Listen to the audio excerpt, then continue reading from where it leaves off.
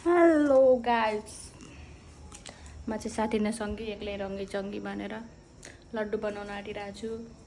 हेरौँ कस्तो हुन्छ। First try. तिल रेडी भइसकेको छ। अस्ति धोएर सुकाएको थिएँ मैले शनिबार। आज सुकि पनि सकेको छ। अब भुट्ने तयारी। अच्छा ठीक है। भुट्ने कार्यक्रम भइरहेछ। तिल भुटिरहेको छु मैले। त्यस्तै छ। भुटेर रेडी भइसकेको छ। अथा अब सक्खर पकाउनतिर लागिरहेको छु। अब लड्डु बन्ने हो कि के बन्ने हो त्यो चाहिँ लास्टमा थाहा हुन्छ। सारङ्गी नेपालतिर उम्लिरहेको छ। त्यसलाई एकचोटि फेरि छान्नु पर्यो पकाएर। सक्खर चाहिँ मैले छानेर हालिसकेको छु फेरि, तर पानी अलिक बेसी भएछ।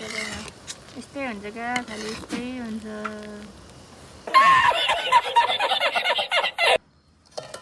हाम्रो लड्डुको लागि तिल चाहिँ तयार भइसकेको छ। अब म लड्डु बनाउन गइरहेको छु।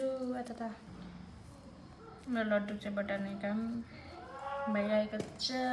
तातो छ, छिटो छिटो गर्नु पर्यो। नत्र अहिले सेलाउँछ। सेलाएपछि लड्डु बन्दैन। फाइनल्ली हाम्रो चाहिँ तिलको लड्डु चाहिँ तयार भइसकेको छ। तिलको अब भुजाको चाहिँ कस्तो बन्छ थाहा छैन। तिलको चाहिँ टडाङ यस्तो बनेको छ है तिलको लड्डु। ठिकै हो। भुजाको लड्डु तयार हुँदैछ हाम्रोमा। हाम्रो सक्खर चाहिँ तयार हुन लागिसकेको छ।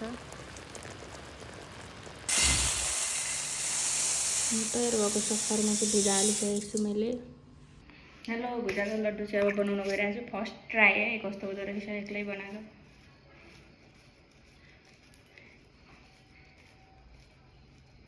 ओ ला फुटो।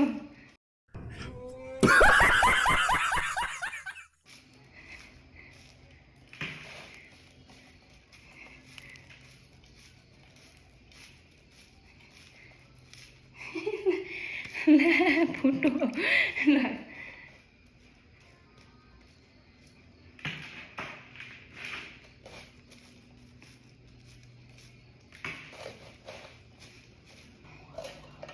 हाम्रो भुजाको लड्डु चाहिँ तयार भइसक्यो।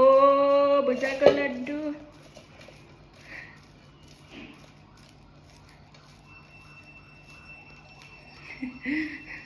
फाइनली यतिको चाहिँ भयो है। इतने तेजस्वी लोग हैं हमारे pass.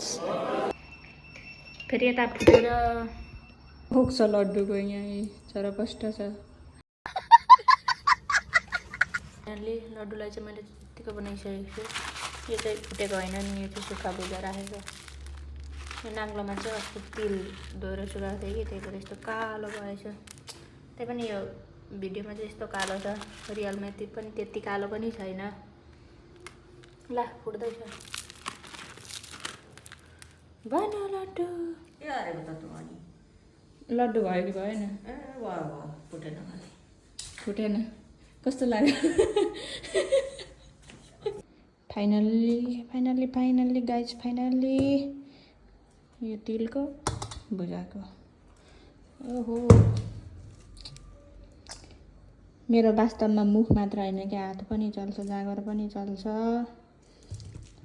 By bye, thanks for watching. शाबाश बेटा, बहुत बढिया। यति भन्दै मेरो साथीनासँगै एक्लै रङ्गी चङ्गीवाला ब्लग यही अन्त गर्न चाहन्छु। By by.